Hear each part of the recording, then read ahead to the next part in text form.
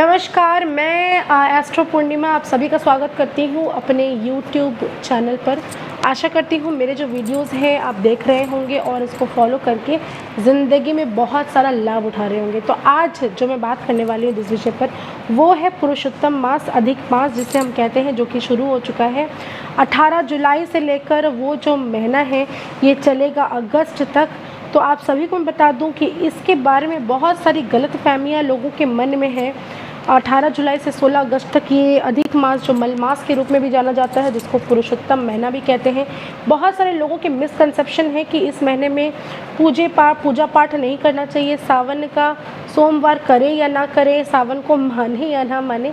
Actually में मेरी एक जान पहचान की खुद की बहुत ही क्लोज़ एक रिश्तेदार भी हैं, और रिश्तेदार भी बोल सकते हैं या फिर आप कह सकते हैं कि बहुत ही वेल विशर है, मेरे शुभचिंतक है। तो उन्होंने मुझसे कल ही पूछा मेरी माँ के साथ सामने बैठकर कि क्या सावन का सोमवार करना चाहिए अधिक मास में। तो पहली चीज़ तो ये बता दूं कि जी हाँ, बिल्कुल करना चाहिए। अधिक मास जो है ये साक्षात हरि विष्णु का महीना है, और इस महीने का नाम पुरुषोत्तम मास भी रखा गया है। ये बात बिल्कुल सही है कि इस महीने में मुंडन, शादी, कोई भी शुभ कार्य आप नहीं कर सकते, लेकिन इस महीने की बहुत सारी विशेषताएं भी हैं। तो चलिए आज मैं बात करती हूँ उन विशेषताओं के बारे में, या ऐसा कौन कौन सा काम आप इस महीने में करेंगे तो आपको अच्छे रिजल्ट्स आएंगे, और क्या बिल्कुल करना चाहिए और क्या बिल्कुल नहीं करना चाहिए। तो सबसे पहली चीज़ बता दूं कि अधिक मास जो है, जैसे मलमास का महीना भी कहते हैं, मैंने पहले भी बताया कि ये हरि विष्णु ने इस महीने में नरसिंह भगवान का अवतार लेकर हिरण्यकश्यप को अपने नाखूनों से फाड़ दिया था प्रहलाद की रक्षा करने के लिए। तो इस महीने में लोग जो है उनके उग्र रूप को देखकर डर गए थे, और इस महीने का जो देवता है वो भगवान हरि विष्णु के पास जाके कहता है कि आपने तो ये कर दिया, लेकिन इस महीने में तो मेरी कोई पूजा करता ही नहीं है, कोई भी अच्छी चीज़ें नहीं होती है। तो इसीलिए भगवान विष्णु ने आशीर्वाद दिया कि चलो इस महीने को मैं अपना खुद का नाम देता हूँ, पुरुषोत्तम मास कहता हूँ, और मेरी आराधना जो भी इस महीने में करेगा उसको 1000 गुना ज़्यादा फल प्राप्त होगा। यकीन मानिए, इस महीने में मलमास में हुए अगर कोई बच्चा अगर पैदा होता है तो वो साक्षात भगवान का आशीर्वाद है। इसके अलावा जो व्यक्ति मरता है उस व्यक्ति का जो बॉडी है, जो आत्मा है, वो सीधा भगवान हरि विष्णु से जाके मिल जाती है। उसे किसी भी तरह की तकलीफ़ें नहीं, यातना नहीं सहनी पड़ती है। इस महीने में अच्छे काम नहीं होते, जैसे कि शादी, मुंडन, या कोई भी नया ऑफिस या नया फैक्ट्री आप ओपन करने वाले हैं, तो ये सारी चीज़ें नहीं कर सकते आप। ग्रहों का बहुत ज़्यादा प्रभाव रहता है, बहुत ज़्यादा ध्यान रखना पड़ता है।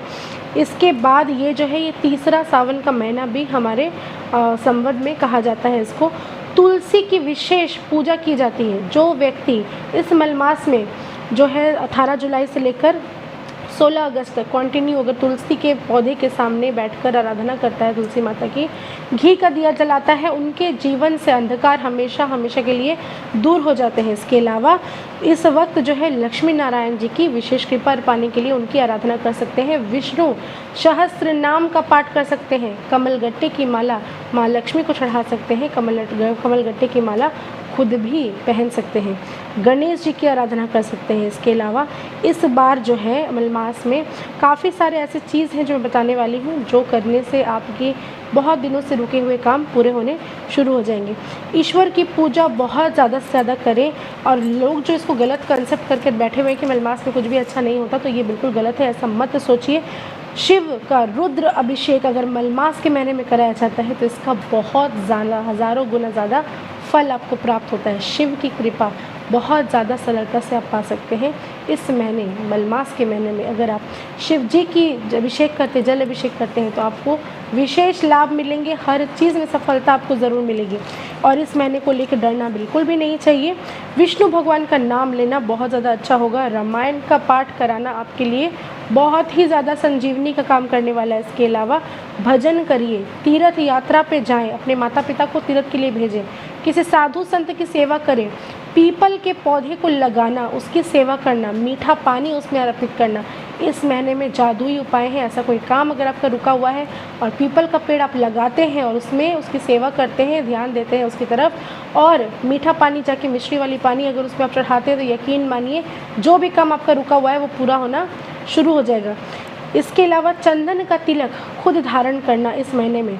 नरसिम्हा भगवान की पूजा अगर आप ये जो मलमास का महीना उसमें अगर आप शुरू से लेकर अंत तक करते हैं रेगुलर, नरसिम्हा जी की आरती करते हैं, उनको हृदय से मानते हैं, तो यकीन मानिए आपका जो दुश्मन है ना वो आपके पैरों तले आकर आपके पैर में गिरेगा और आपकी जो भी मनोकामना है वो सिद्ध होने में आपको ज़्यादा सफलता मिलेगी, आपको प्रॉब्लम नहीं होगी। दुश्मन आपसे डरेंगे, शत्रुओं का नाश होता है। इसके अलावा आप इस महीने में हवन कराएं। बच्चों को मलमास में बहुत ज़्यादा उनको कहे कि प्लांटिंग करने के लिए, मतलब कोई भी पेड़ पौधा उनसे लगवाएं ताकि उनकी जो ग्रोथ है वो अच्छी हो। इसके अलावा आप इस महीने में सोमवार का व्रत तो ज़रूर से ज़रूर रखें। और शादी, जिन लोगों की शादी नहीं हो रही है, चाहे वो लड़का हो या लड़की हो, केले गाछ की पूजा की, या बृहस्पतिवार को केले गाछ की जो पूजा है अगर उसका बहुत बड़ा महत्व है।